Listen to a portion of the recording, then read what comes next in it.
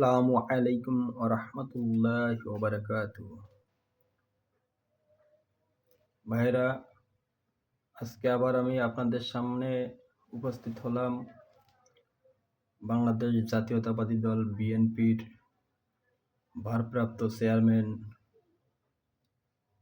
অত্যন্ত শ্রদ্ধাভাজন তারেক রহমানের আলোচনা নিয়ে কিছু কথা বলার জন্য। আলহামদুলিল্লাহ, তারেক রহমান সাহেব অত্যন্ত বুদ্ধিমত্তার সাথে খুব ভালো বক্তব্য দিয়েছেন। তবে এখানে তিনি সবই তার বাবা এবং মায়ের কৃতিত্বের কথা বলেছেন।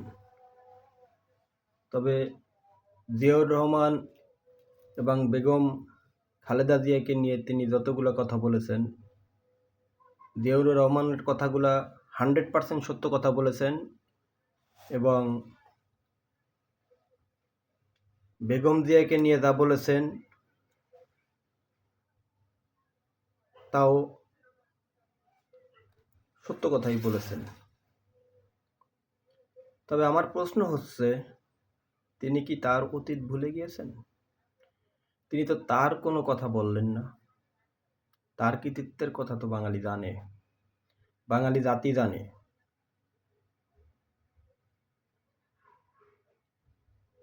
তার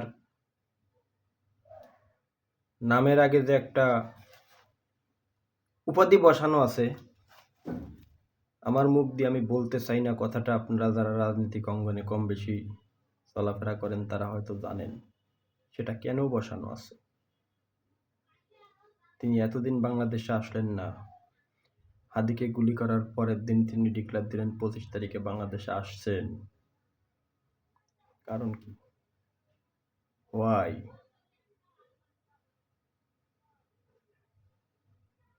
যাই হোক ভাই, তারপরে আমি বলবো সে অত্যন্ত ভালো বক্তব্য দিয়েছেন,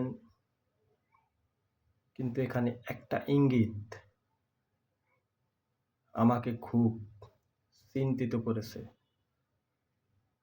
তা হচ্ছে আমাদের বিগত ফ্যাসিস্ট সরকার, আওয়ামী লীগ সরকার, শেখ হাসিনা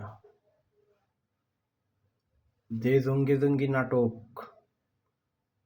রাজাকার নাটক নিয়ে দেশের আলেম ওলামা, দেশের ইসলামপন্থী লোকদেরকে ধ্বংস করেছে, গুম করেছে, খুন করেছে, বিচারের নামে হত্যা করেছে, সেই নাটক যে তারাও ক্ষমতা আসলে করবেন এটা আমরা নিশ্চিত তার এই বক্তব্যের দ্বারা।